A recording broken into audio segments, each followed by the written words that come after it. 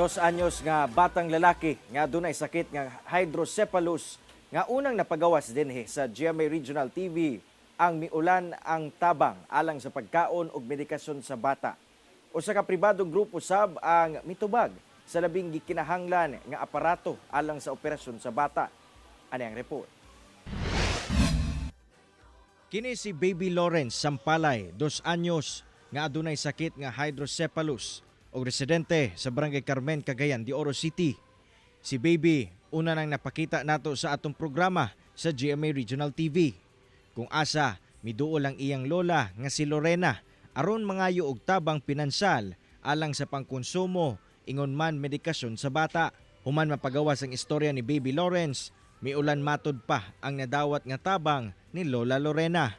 Naag yun, nakapalit yun ko sa gamitunon sa bata, sir. Unya, magpasalamat ko kung kinsay naghatag to, wa man ko kaila, ginuuray na kaila sa inyo, kung wala man ko kaila sa inyo, ang yung una ko ang Ginoo nga panalanginan mo, nga daghan kayo salamat sa naghatag ani. Pinaagi sab sa atong programa, nakita sa usa ka pribadong grupo ang kahimtang ni Baby Lawrence o gilayon nga may contact sa GMA Regional TV Cagayan de Oro. Sigon sa mong grupo, aduna sila'y programa alang sa mga hydrocephalus patients nga nanginahanglan og tabang.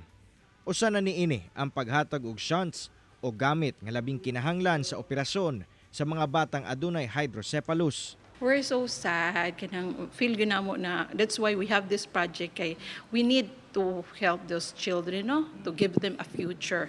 Apan sa kahimtang ni Baby Lawrence, sanglit bag-o pa lang siya na operahan ug ang nag-unang kinahanglan gayud niya ang maintenance sa tambal ug ilang pangkonsumo.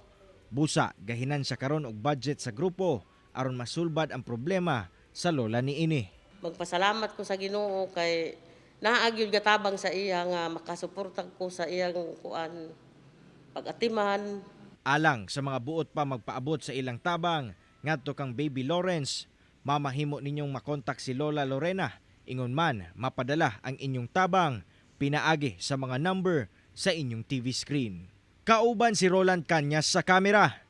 Ako si Cyril Chavez para sa One Mindanao